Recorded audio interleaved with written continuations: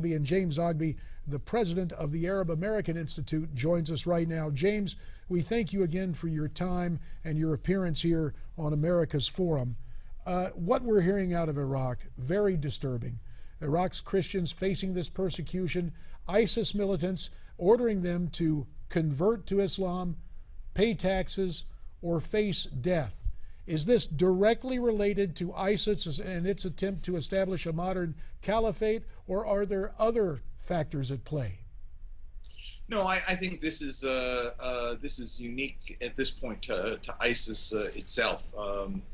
This group is it's a gang of thugs, not unlike street gangs you might find here, or in the sort of the drug mafia you have in Mexico, and they have embraced Islamic language as their political discourse.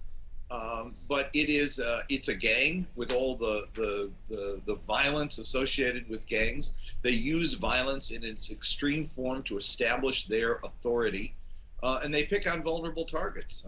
They've been blowing up shrines that are Muslim shrines of Shia, and some Sunni, but people who don't adhere to their absolute rigid discipline are punished. And they're attempting to establish authority through a control of fear.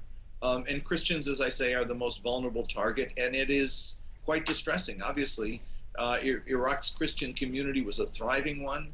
Their ethnicity predates modern Iraq, goes back thousands of years, and they're paying a dear price today for this kind of extremism. James, Catholic League President Bill Donahue is slamming President Obama, saying he doesn't stand with people of all faiths. His comments come following Obama's statement commemorating the end of Ramadan. Donahue says, quote, "As you speak, Christians are being beheaded all over the Middle East because they are, in fact, Christians, and those carrying out this mass murder are doing so in the name of Islam." Do you agree with Donahue's assessment? No, absolutely not. And look, I'm a Catholic and I'm a practicing Catholic, but he's over the top, and he frequently is over the top. And this is a situation where he's doing neither Catholicism or Christianity in general any good. Christians are facing a terrible time in Iraq. They're facing a terrible time in Syria. They're facing a terrible time in the Holy Land, and they're under threat. Feeling pressure in Egypt, but they're not being beheaded everywhere, number one. And number two, President Obama has spoken out. I have a meeting actually with a group of Iraqi Christian leaders tomorrow at the White House because they're deeply concerned about this situation in Mosul. But here's the problem. There is limited leverage that the U.S. has in this situation, and I don't think that the American people see the wisdom. I don't think that the White House or the Pentagon sees the wisdom in America now going into Mosul and bombing the hell out of it, or trying to overthrow ISIS. We've been there and done that in Iraq, and we do not want to be running the affairs in that country. It is out of control, but there is some limited leverage we have. And I think that the White House is trying to, I'm a critic for them not moving more quickly in developing this, an alternative strategy in Iraq.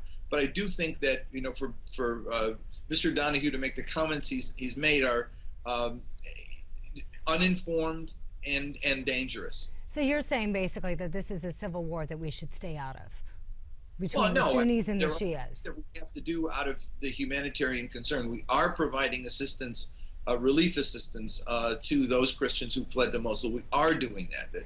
The Catholic Relief Services, I'm close to them, and I'm a donor to them, and I appeared with them on the show. I'm a strong supporter of them, but they're not doing this alone. There's a lot of U.S. government assistance going there as well.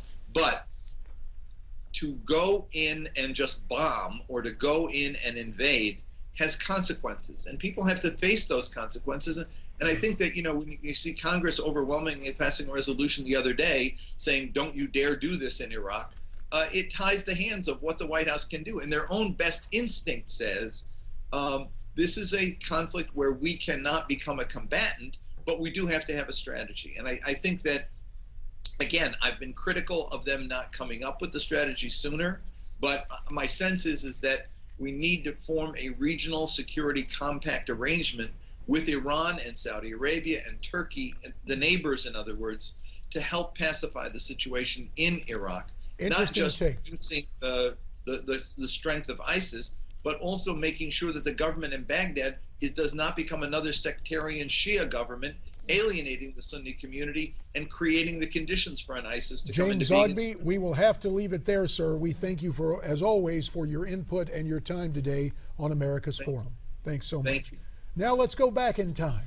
The year 1970. The man, well, he was named Marion Morrison.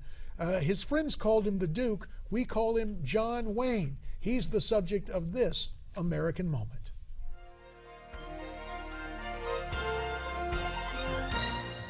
It was a night filled with stars as Hollywood came out in strength to honor its own at the 42nd Academy Awards.